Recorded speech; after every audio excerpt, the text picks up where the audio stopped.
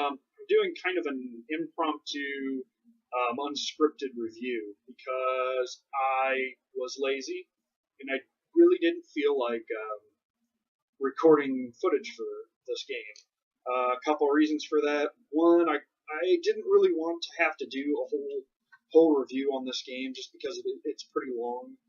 Um, I was just kind of playing it on the side. I didn't take any notes or anything.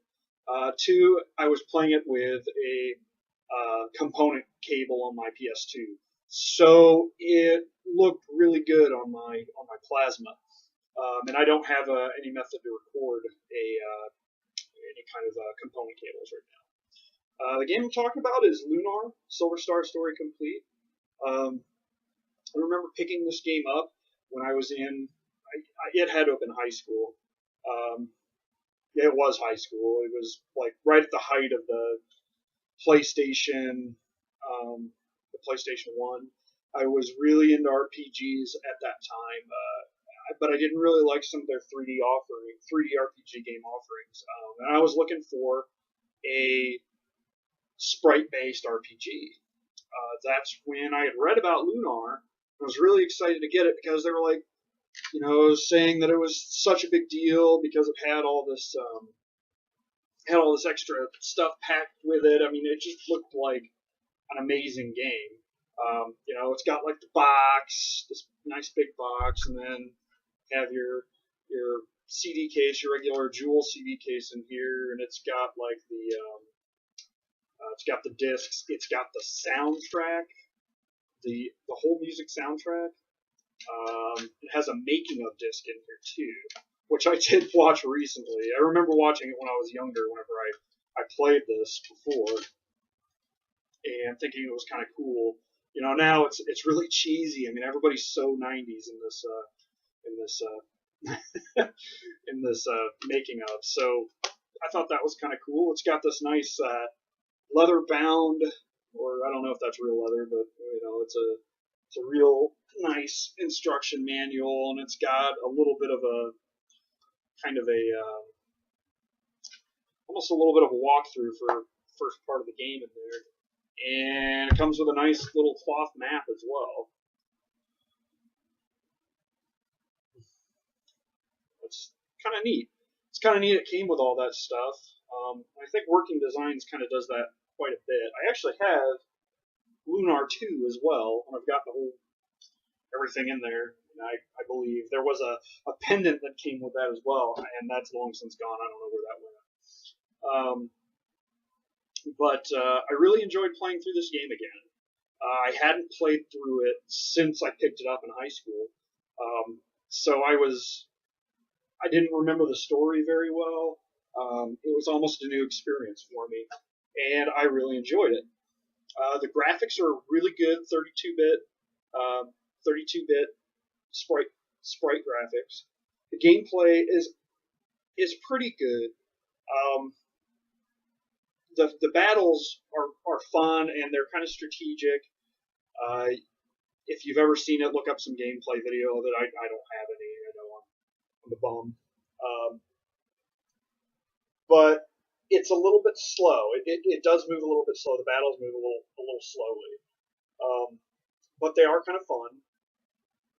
The worst part about the gameplay, in my opinion, is the fact that you are constantly having to conserve MP. I mean, if you get to the end boss of a dungeon without any MP on any of your characters, you're screwed. And the interesting thing is that the strategy for every boss is exactly the same. You pretty much just power up your main fighters and then just use their one strong single enemy attack, and everybody else kind of supports them or attacks whenever they're able to. So that makes the boss battles a little bland, but everything's animated so well that it kind of makes up for the blandness of the tactics in the boss battles. Bosses are real animated. They've all got these extra attacks and everything. It's really kind of neat. The music's fantastic. It's some really, really interesting music. I will say that the lyrics on some of the songs that are in the game are pretty corny, even by the '90s standards. I'm not a big anime fan, so I can really see I see that influence, that anime influence in the cutscenes and in the songs and everything, and I can just kind of tell. Because any anime I've ever watched, and I might get some flack for this. Any anime I've watched, if they have some kind of song or something in the anime, the lyrics are always incredibly cheesy, and Lunar is no exception. Um, but they're catchy tunes, and the music's great. Um, I recommend playing it if you're able to. I know that there was a PSP, PlayStation Portable version of it that came out, and I didn't even know it came out until I started playing through this again. And I kind of watched some gameplay, and it looks like it's a lot easier. This game is kind of tough, especially if you don't properly level. That's another thing. If you fight all the enemies that you can in every dungeon, you won't have a whole lot of problem. But there are some times where you might be finding yourself kind of low on MP, and if you haven't brought the starlights, if you haven't brought enough starlights on you or with you, you may be hurt. All in all, good game. I recommend it. Recommend playing it if you can pick it up for a decent price. PlayStation version is pretty good. I remember there was also a Game Boy Advance version that was completely different. I had it. I never played through it, and I honestly don't know what happened to the game. But that's Lunar. I'm going to start playing Lunar too, and I'll tell you how I like it. It'll be another one of these unscripted, real informal reviews.